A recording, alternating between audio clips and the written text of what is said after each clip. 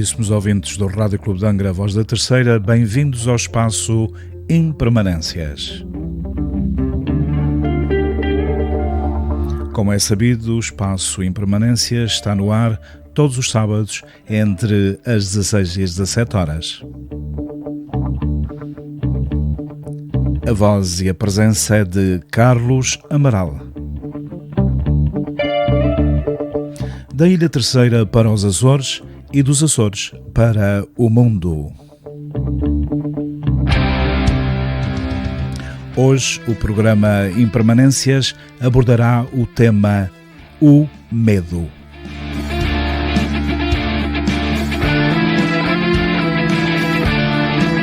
Nem sempre nós temos o que queremos, mas temos sempre o que precisamos. Assim, esteja atento a mais um espaço Impermanências.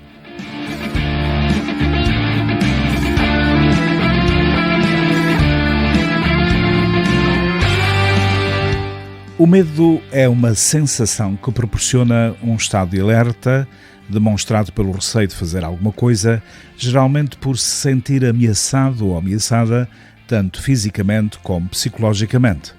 Pavor é a ênfase do medo.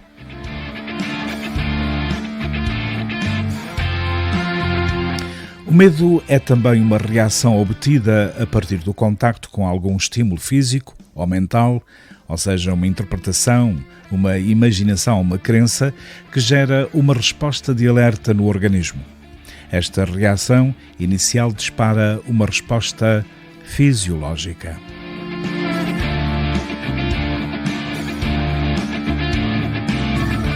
A resposta anterior ao medo é conhecida por ansiedade. Na ansiedade, o indivíduo teme antecipadamente o encontro com a situação ou objeto que possa causar-lhe algum mal.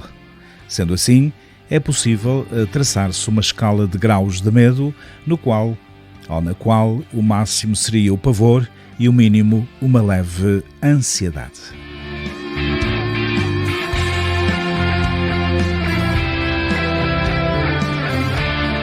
O medo pode transformar-se numa doença, ou seja, na fobia, quando passa a comprometer as relações sociais e a causar sofrimento psicológico. A técnica mais utilizada pelos psicólogos para tratar o medo se chama de sensibilização sistemática. Com ela, se constrói uma escala de medo, da leve ansiedade até ao pavor, e progressivamente o paciente vai sendo encorajado a enfrentar o medo. Ao fazer isso, o paciente passa gradativamente por um processo de reestruturação cognitiva em que ocorre uma reaprendizagem ou ressignificação da reação que anteriormente gerava a resposta de alerta no organismo para uma reação mais equilibrada.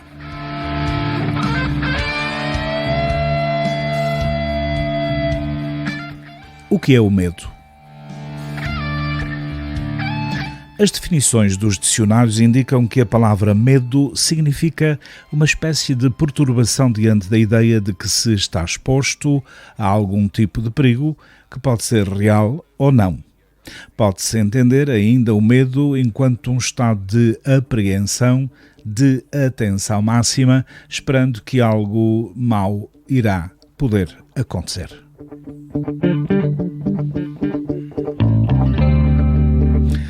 Para além das definições da palavra, o medo é apenas uma sensação. Esta sensação está ligada a um estado em que o organismo se coloca em alerta diante de algo que se acredita ser uma autêntica ameaça.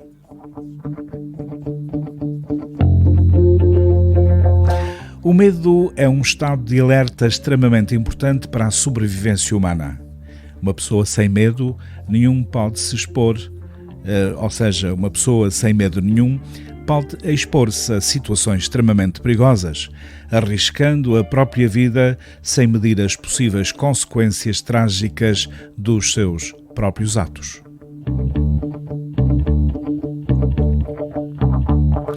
O medo é uma sensação em consequência da libertação de hormonas como a adrenalina, que causam imediata aceleração dos batimentos cardíacos. É uma resposta do organismo a uma estimulação aversiva, física ou mental, cuja função é preparar o sujeito para uma possível luta ou fuga.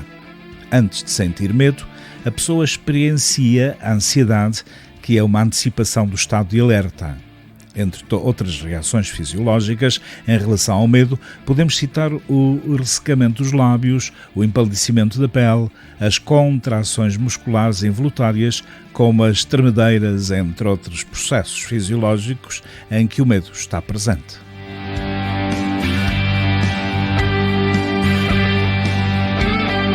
Em alguns casos, o organismo reage de forma exagerada ao medo, fazendo com que este estado de alerta, benéfico em muitos momentos da vida, transforme-se num estado patológico, quando o medo se transforma em autêntica fobia. A fobia trata-se de uma antecipação do medo ou da ansiedade.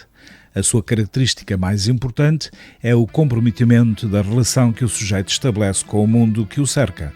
No caso da fobia, o medo não prepara o indivíduo para decidir entre lutar ou fugir. Ele simplesmente o paralisa, impede que se relacione com o objeto do seu medo.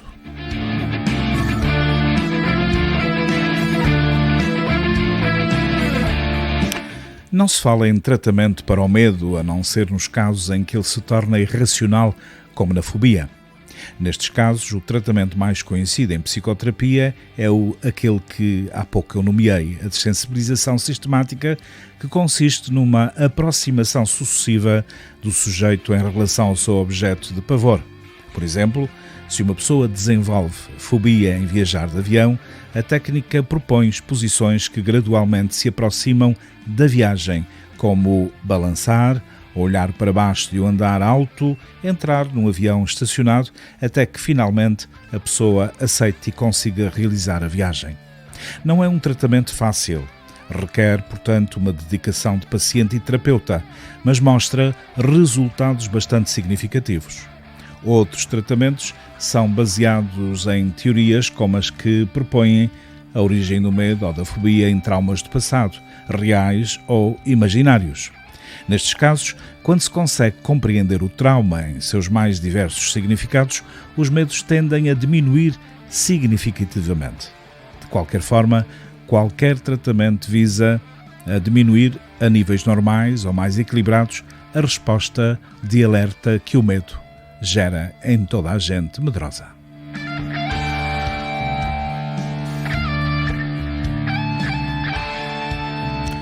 Já Jean-Paul Sartre dizia: todos os homens têm medo. Quem não tem medo não é normal. Isso nada tem a ver com a coragem de todos significativa. Portanto, todos os homens têm medo, caro ouvinte.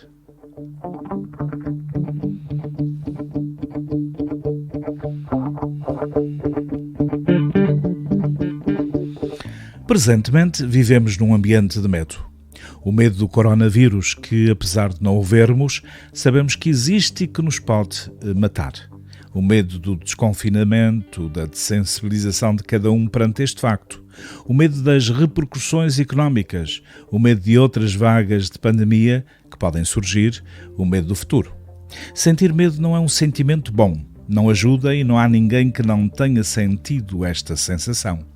No entanto, não é uma especificidade do ser humano, visto que todos nós já verificamos em inúmeras ocasiões de perigo comportamentos de medo em várias espécies de animais.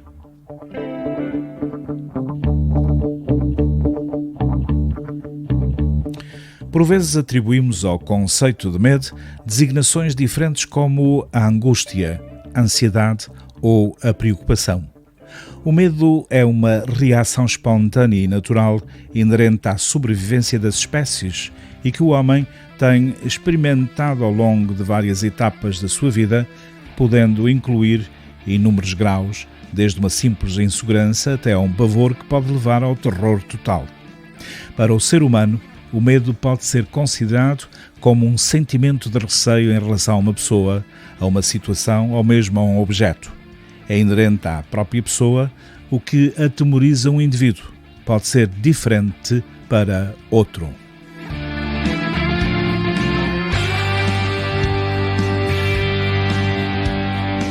São realmente inúmeras as situações que podem fazer-nos sentir medo e, consequentemente, sofrimento.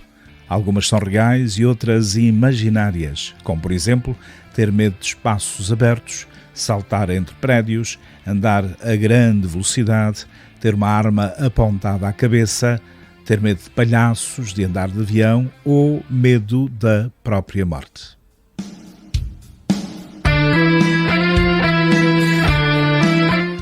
Perante o medo da morte, o ser humano tende a arranjar alternativas, como aquela que aconteceu após os atentados de 11 de setembro, ocorridos nos Estados Unidos. Viajar de avião é estatisticamente mais seguro do que andar de automóvel. No entanto, os americanos, ao recordarem os atentados, optaram por começarem a viajar de carro, o que deu origem a muitos mais acidentes de trânsito e o que ocasionou a morte de 1.600 pessoas a mais durante um ano. Se tivessem superado o medo, certamente, na sua grande maioria, estariam vivas. Também as informações sobre violência noticiadas diariamente pelos mídia ocorrem em todo o mundo, fazem-nos sentir medo, levando-nos a pensar que estamos sempre em perigo constante e que a qualquer momento podemos ser vítimas dessa mesma violência.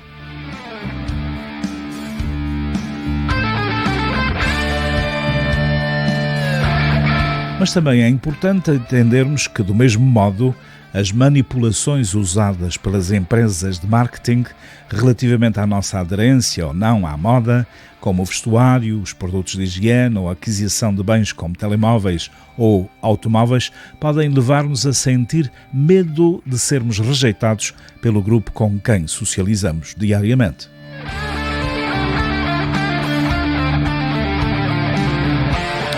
Igualmente, as instituições bancárias, as empresas de seguros ou os políticos usam vários argumentos, com mensagens mais perspicazes, causando-nos medo, de forma a atingirem os seus objetivos.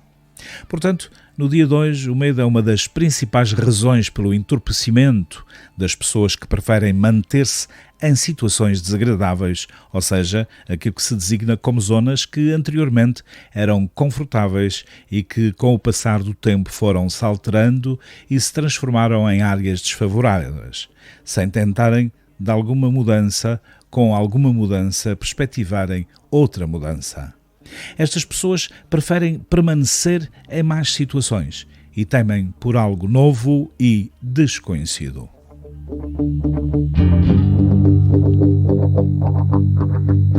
Estas atitudes refletem que o medo está intimamente associado ao instinto de sobrevivência. O medo faz com que pensemos nos riscos e nas consequências que podemos correr devido a procedermos com determinados comportamentos. Se não sentíssemos medo, não estaríamos vivos, pois teríamos condutas que nos levariam ao nosso próprio desaparecimento.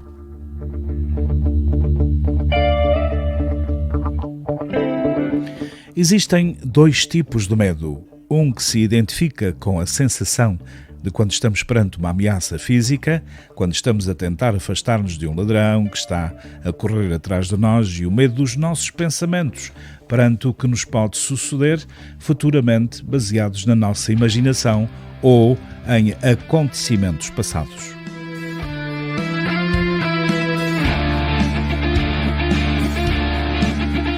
Não devemos, pois, ignorar os nossos medos, pois foram eles que promoveram a sobrevivência da espécie humana ao longo de milénios. Se atualmente o medo avisa-nos para o perigo, que pode ser de origem física, moral ou de outra ordem, pode evitar que sejamos feridos ou mesmo que percamos a vida.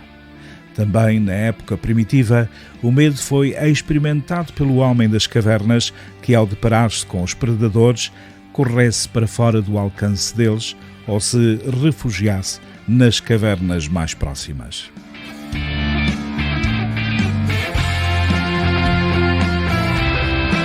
Já na Idade Média, existiam várias fontes que serviam de alicerces para sustentar o medo que provocava nas populações. Existiam medos permanentes que eram partilhados por todas as classes sociais, que se mantinham no eixo da sociedade e que associavam o mal à existência do diabo, o centro de todos os medos, e a influência deste na vida humana.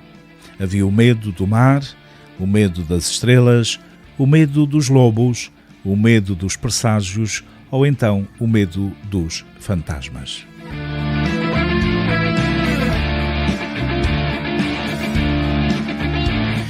Mas também havia os medos cíclicos, aqueles que surgiam em determinado momento e da mesma forma desapareciam, como as pestes, as penúrias, os aumentos de impostos, as passagens dos guerreiros pelas aldeias que tudo destruíam, à sua passagem, a caça às bruxas, a perseguição aos judeus, mas também o medo da morte e do fogo do inferno.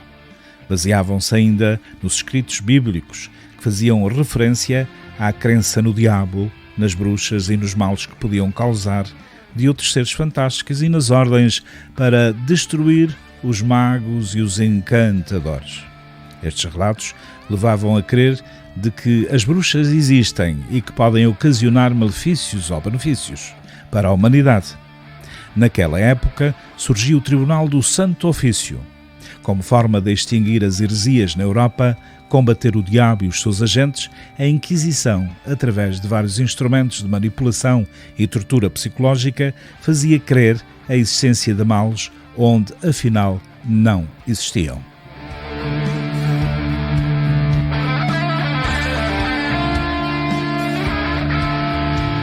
Durante toda a Idade Média, o medo foi tema do imaginário medieval europeu e serviu de tema nas mais variadas artes, tanto literárias, iconográficas como religiosas. A população na Idade Moderna mantinha a mesma mentalidade acerca dos medos, continuando o sobrenatural a interferir nas suas vidas. Até aos dias de hoje.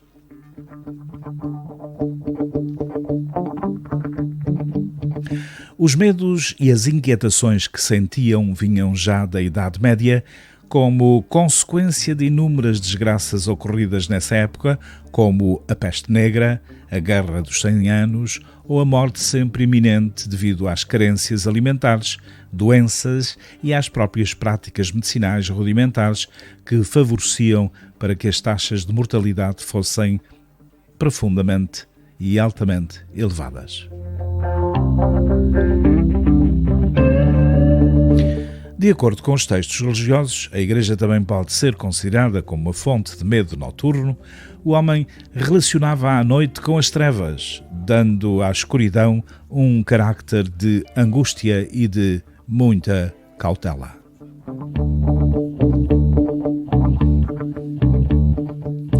Nessa época, a Lua era tida como um astro errante, um astro misterioso e influenciador de todas as formas de vida existentes na Terra, na influência das marés e da agricultura.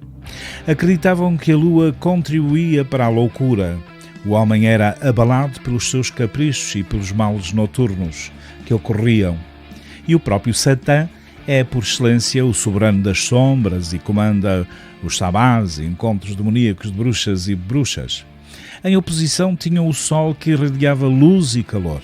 Embora fossem censuradas pela Igreja, eram realizadas várias práticas e crenças numa eterna atenção à Lua.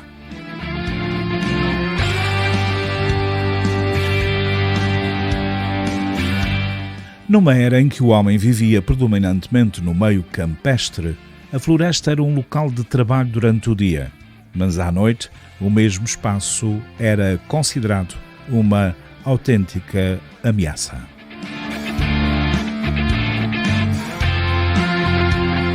No imaginário do homem da Idade Moderna, os animais selvagens eram sinónimos de medo.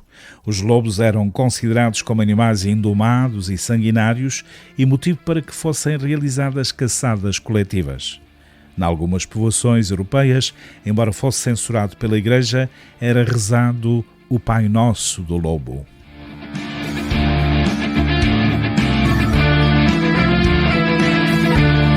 Havia um grande receio pelo lobisomem. Aliviavam os lobos à lua, alinhavam também à mesma aquela que influenciava a transformação deste ser, ou seja, do lobisomem.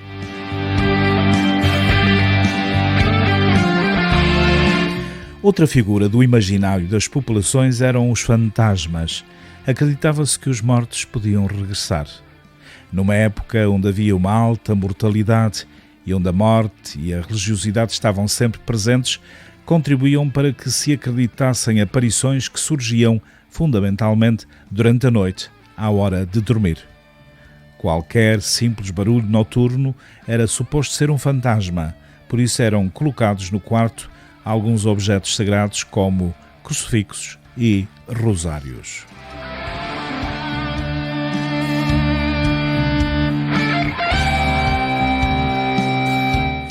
Verificou-se a partir do século XVIII o surgimento de uma nova mentalidade e de um certo afastamento destes medos e crenças.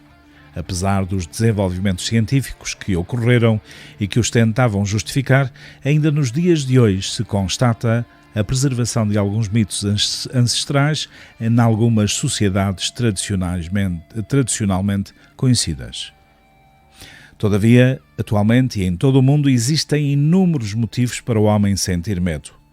De acordo com o Instituto Nacional de Saúde Mental dos Estados Unidos, 20,8% das pessoas sofrem de transtorno de ansiedade, que passam a maior parte do tempo com o receio antecipado de alguma coisa que pode ou não vir a acontecer.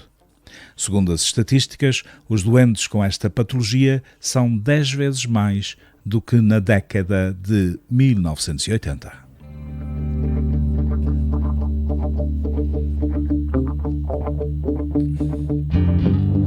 Perante o medo e fisiologicamente falando, o cérebro é ativado involuntariamente por estímulos, libertando substâncias que vão contribuir para que o coração do indivíduo acelere e o trabalho respiratório aumente, fornecendo energia aos músculos do corpo, que, por sua vez, se contraem e irão funcionar de dois sentidos: na luta com que o receia ou então executando a fuga, afastando-se dele, mas nunca deve ficar à espera para ver o que acontece. Eis a sensação do próprio medo.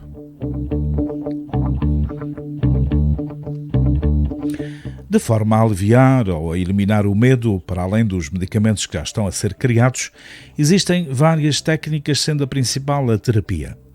A mais relevante é a terapia cognitivo ou comportamental, ou seja, os TCC, que entende que a forma como pensamos influencia a maneira como sentimos. Portanto, mudar o modo como pensamos pode mudar como nos sentimos.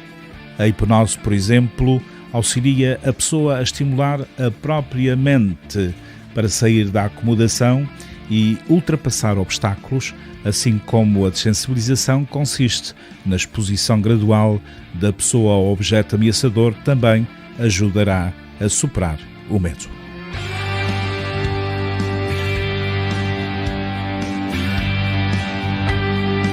Também a psicanálise tem demonstrado ser eficaz no tratamento do medo e da ansiedade.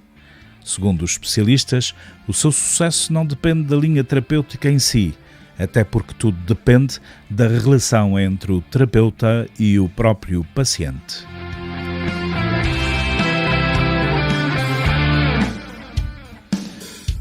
O medo que temos em relação ao futuro é importante na medida em que nos estimula a proceder com mais determinação. Apesar de, numa forma geral, nunca ter havido tantas condições para que possamos sentir medo e tanta intolerância a emoções negativas como atualmente, perante as diversas contrariedades a que estamos continuamente a ser sujeitos, devemos tentar superá-las, seguir em frente, mudar a perspectiva das coisas, pois o que é importante é tentar perder o medo do próprio medo.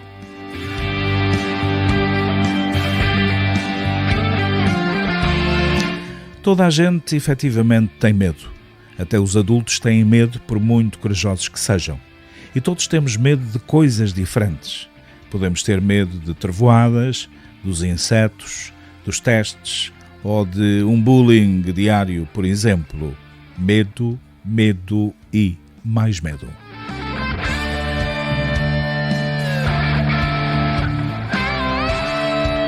E ter medo não é necessariamente mau. Por exemplo, o medo do fogo pode evitar que nos queimemos. E o medo de ter más notas nos testes pode fazer com que estudemos e aprendamos mais. Até há quem goste de sentir um bocadinho de medo e veja também filmes de terror ou ande em montanhas russas. Como já foi dito, o medo desperta reações no nosso corpo. O nosso coração pode bater mais depressa e a nossa respiração ficar acelerada ou podemos sentir-nos tontos e a suar. E também desperta reações nos nossos pensamentos e sentimentos. Podemos ficar paralisados e não conseguir reagir, podemos até fugir, sentir que vamos desmaiar ou morrer, ou que estamos completamente sozinhos no mundo. E também, com isso, impotentes perante o que nos causa tanto medo.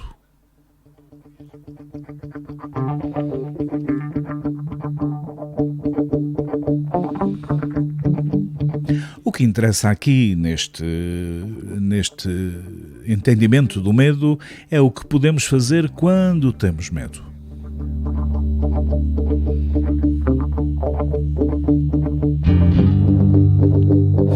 Primeiramente é reconhecer que estamos com medo. Não vale a pena tentar ignorar ou negar que estamos com medo. Ao admitir que estamos com medo, podemos tentar enfrentá-lo e ultrapassá-lo. Em segundo plano, perceber do que é que exatamente temos medo é fundamental. Às vezes sabemos imediatamente do que é que temos medo, outras vezes pode ser mais difícil dar nome aos sentimentos de ansiedade e nervosismo. Às vezes temos medo de uma coisa, por exemplo, medo de cães. Outras vezes temos medo de uma situação, por exemplo, sermos chamados ao quadro na aula.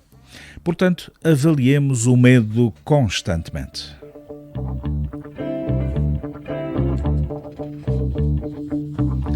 É fundamental também saber como é que o nosso medo nos está afetando.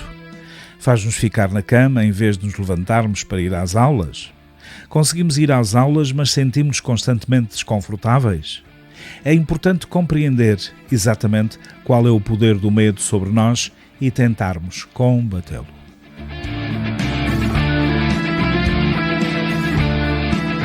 Neste contexto, pensar sobre o medo é fundamental. Às vezes o nosso medo baseia-se numa ideia errada.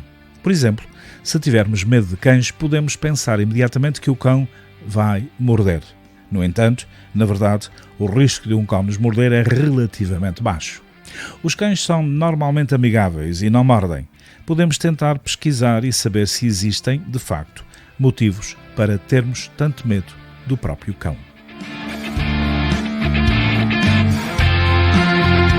É também importante desenhar o medo. Podemos tentar fazer 2 desenhos. Num deles, desenhamos-nos a nós próprios com o nosso medo, na situação da qual temos medo e fazemos um balão de pensamento, escrevendo o que estamos a pensar de nós próprios. No outro desenho, fazemos tudo igual, mas no balão de pensamento escrevemos uma mensagem calma e positiva, como seria a de uma pessoa sem o nosso medo.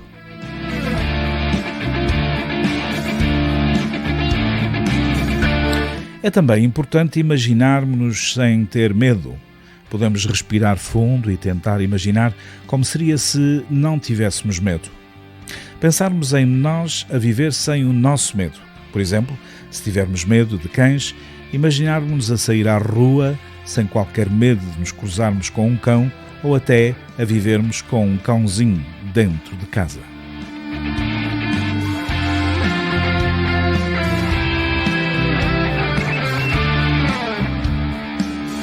É necessário enfrentar sempre o medo. Outra estratégia possível que podemos experimentar quando temos medo é confrontar o nosso medo. Se temos medo de cães, podemos tentar ver fotografias ou um programa sobre cães na TV até nos sentirmos sem medo. Depois, podemos tentar ir a um parque onde as pessoas costumam levar os seus cães a passear e a ficar de forma muito comedida, muito quietinha, a vê-los de longe, até não sentirmos medo algum. Podemos pedir ajuda a um amigo que tenha um cão e ficar a vê-lo e interagir até sentirmos coragem de fazer uma festinha no focinho do cão. A ideia é, lentamente, irmos enfrentando os nossos medos em vez de fugirmos deles. Portanto, também há uma característica extremamente importante que devíamos, portanto, segui-la, que é pedir ajuda em caso de necessidade. Muitas vezes não conseguimos ultrapassar os nossos medos sozinhos. Acontece o mesmo aos adultos. Nestas situações, devemos pedir ajuda aos nossos pais, a um professor ou então ao psicólogo da escola ou fora dela.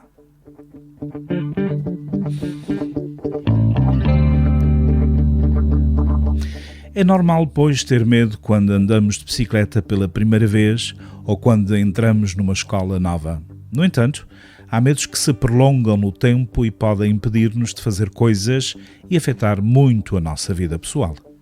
Quando o medo nos deixa muito nervosos, faz-nos evitar determinados locais ou situações e impede-nos de funcionar normalmente, como quando não estamos com medo, neste caso, o medo torna-se um gravoso problema.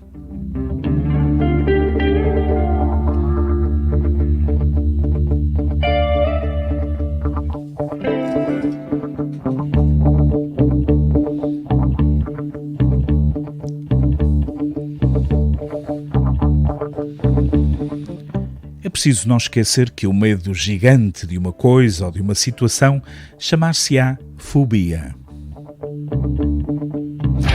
É um medo que parece que não se vai embora por mais que tentemos. Cada vez que vemos a coisa de que temos medo, ou estamos na situação de que temos medo, sentimos-nos muito mal. Tentamos sempre evitar aquilo de que temos medo. Às vezes, mesmo quando sabemos que o nosso medo não faz sentido, não conseguimos controlar o nosso corpo e a nossa cabeça e podemos experimentar um ataque de pânico. Pensarmos que vai acontecer alguma coisa horrível, que não conseguimos escapar ou que vamos perder o controlo. O nosso coração pode bater muito mais depressa, sentirmos tontos com dificuldade em respirar e pensarmos que vamos ficar malucos ou até morrer. Os ataques de pânico duram muito pouco tempo, mas quando estamos a viver parece realmente uma eternidade.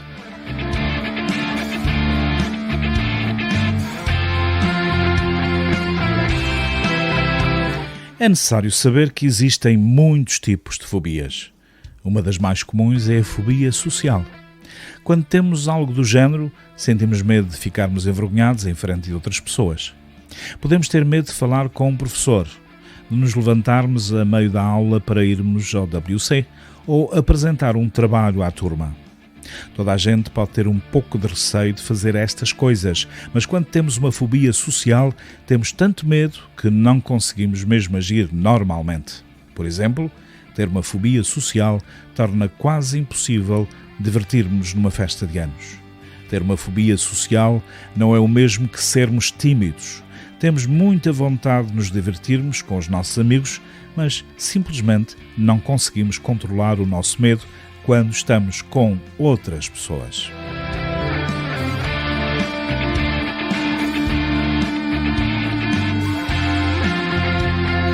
Ora, quando temos uma fobia, devemos procurar ajuda. Um psicólogo é a melhor pessoa para nos ajudar. Podemos falar com o psicólogo da escola ou pedir aos nossos pais para nos levarem O psicólogo pode ajudar-nos a lidar com a fobia e a ganhar mais controle sobre a mesma.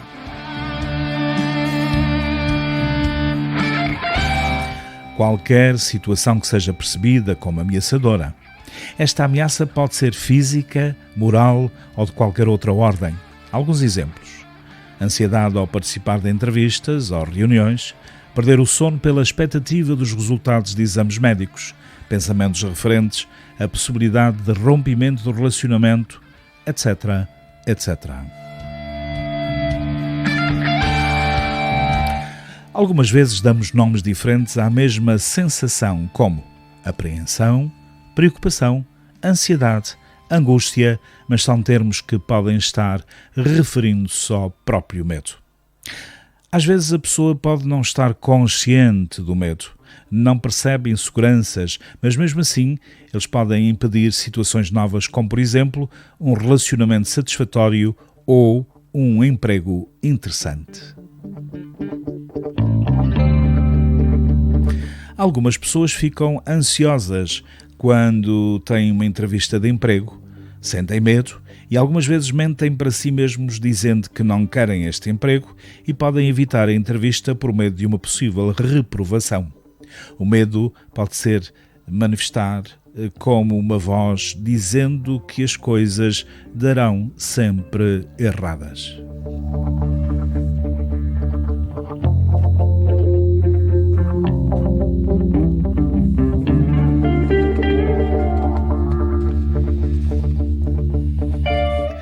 Algumas vezes o medo pode parecer-se com vozes críticas que dizem que o amigo ouvinte ou a amiga ouvinte não consegue, que não é tão boa ou tão bom quanto aquela outra pessoa, que não é tão bonita como gostaria, etc, etc. O medo pode abranger todas as intensidades, desde uma insegurança leve até ao terror total. O medo pode estar presente na insegurança, na preocupação, na ansiedade, nas fobias, ataques de pânico e transtorno do stress pós-traumático.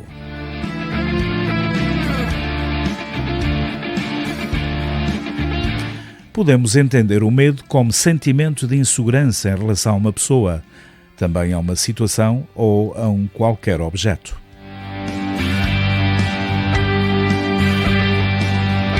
O medo é pessoal. O que assusta um pode ser indiferente ao outro. Existem pessoas com medo de espaços abertos e não saem de casa. Têm medo assumido de muita gente ao seu redor.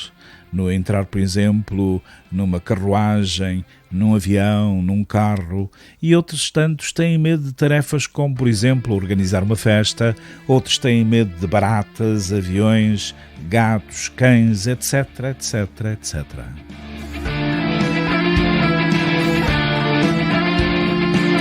Mas o problema pode não ser o carro, ou o comboio, o gato, a festa a ser organizada.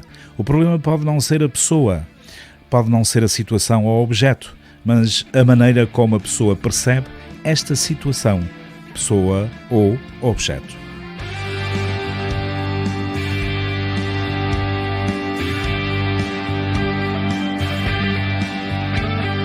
Por exemplo, uma pessoa que precisa apresentar o seu trabalho na reunião da empresa. O problema dela seria falar sobre o seu trabalho. O que a faz entrar em pânico é o que ela pensa que pode acontecer. E se não gostarem da minha apresentação? E se o meu projeto for reprovado? Ou se o meu chefe me demitir porque descobrir que eu sou um péssimo funcionário que nem sabe apresentar um trabalho? O que vão pensar de mim?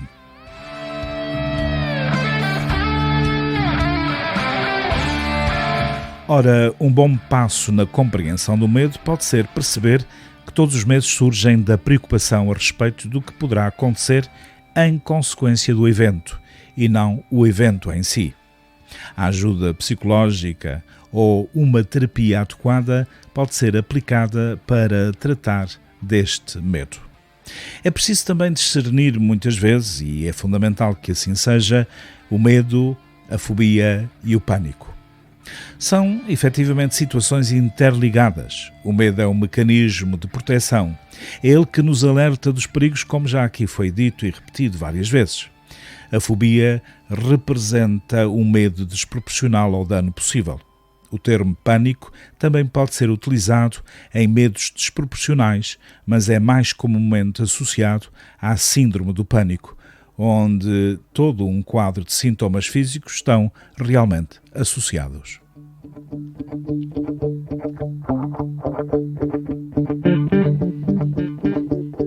Medo, ansiedade e angústia. Muitos são os termos utilizados para descrever grupos de sensações parecidas. A ansiedade pode ser vista como um medo do futuro, o que pode acontecer, podendo haver até mesmo previsões internas mais negativas do que a realidade costuma apresentar. A angústia costuma ser a consequência da permanência da ansiedade e medo, ou a sensação advinda da percepção de estar sempre diante do imprevisível.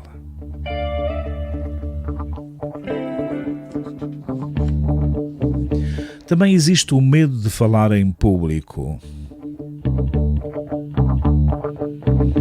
Para muitos indivíduos, ter uma pessoa à sua frente já seria uma multidão e que causa a mesma dificuldade que causaria a outras pessoas diante de 100 pessoas.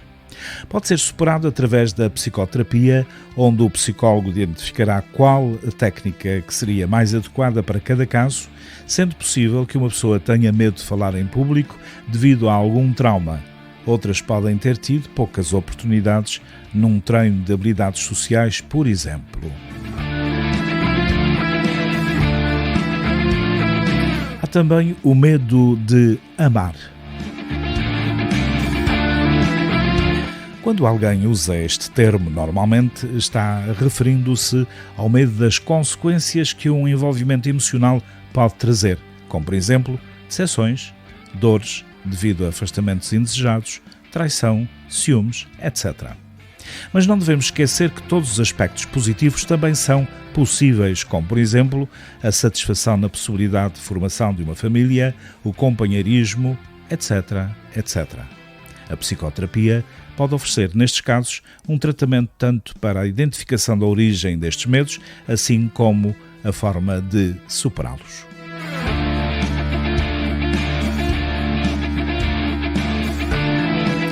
Quem não já se viu na situação de suar frio, de gelar as mãos e pés, perder a voz, a respiração, chegar até à porta e voltar atrás na iminência de enfrentar determinadas tarefas e situações? O coração dispara, as pupilas dilatam, a respiração acelera e os músculos se contraem. Essas são apenas algumas das reações que o corpo apresenta quando sentimos medo.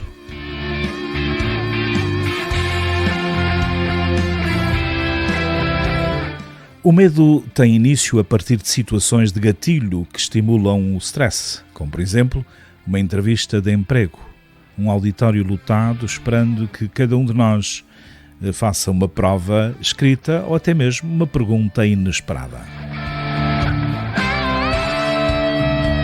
Medo é uma característica inata do ser humano.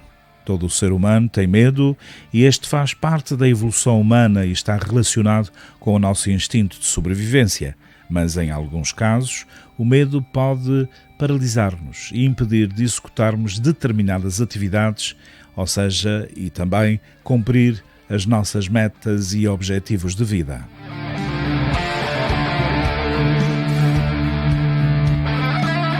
Geralmente, os nossos medos vão em 3 direções: medo de perder, medo do processo e medo do fracasso. Existem os medos reais que sinalizam possibilidades reais de perigo e os medos irracionais, que são, na sua maioria, os medos que temos normalmente, porque o medo em si é produto da nossa mente diante das situações e, portanto, podem ser trabalhados e superados.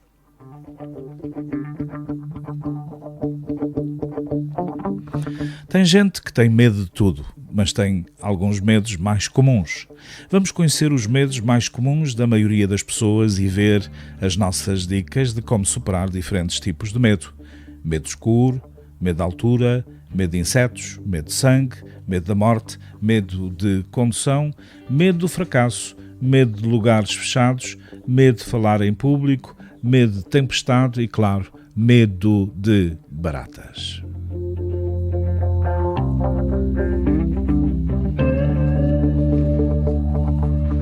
Ora, neste contexto de medos, todos os medos, direi e uma vez mais lembrarei ao ouvinte, podem ser vencidos apenas se enfrentados. É natural que o medo não desapareça de um dia para o outro, mas pode ser vencido gradualmente.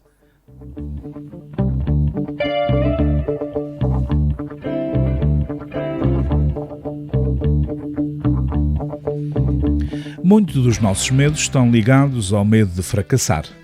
As pessoas que têm medo de fracassar colocam muitas expectativas na primeira tentativa. Caso não tenham sucesso, isto as desanima e as fazem pensar que são fracassadas. Muitas vezes perdemos oportunidades e nem tentamos porque o medo do fracasso nos impede, colocando aquele pensamento negativo na nossa cabeça. É difícil aceitar que a falha é uma oportunidade de acertar da próxima vez e faz parte do processo de aprendizagem.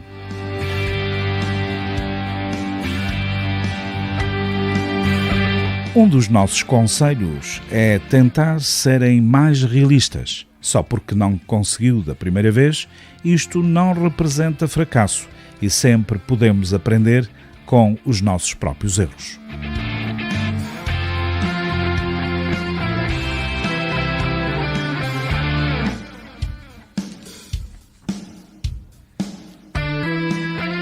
Caro ouvinte, enfrente o medo da morte, não fugindo das situações em que você pode lidar com a própria morte como um ato absolutamente natural.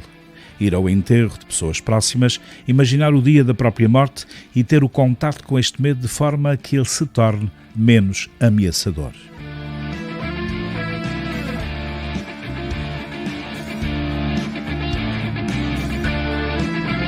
Não deixe que o seu medo cresça.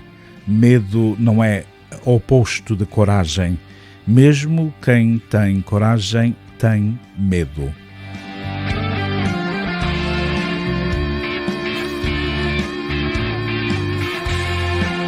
Não se esqueça que um dos maiores medos dos tempos modernos é o medo do fracasso.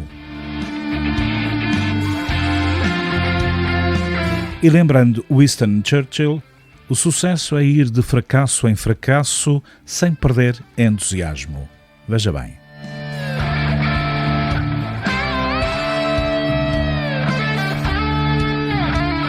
Vivemos numa sociedade cada vez mais competitiva e mais individualista. A talha para o sucesso é um processo que começa a ser incutido no ser humano desde muito cedo, desde a primeira infância. Por isso, não ter medo do fracasso é saltar por cima do medo dos tempos modernos. O sucesso, repito, é ir de fracasso em fracasso sem perder o entusiasmo.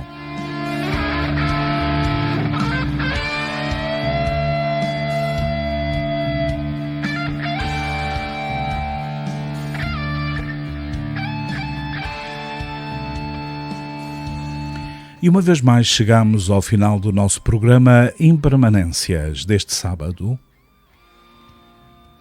Entre o pouco que se sabe e o muito que há por descobrir, fica sempre a vontade de ouvir.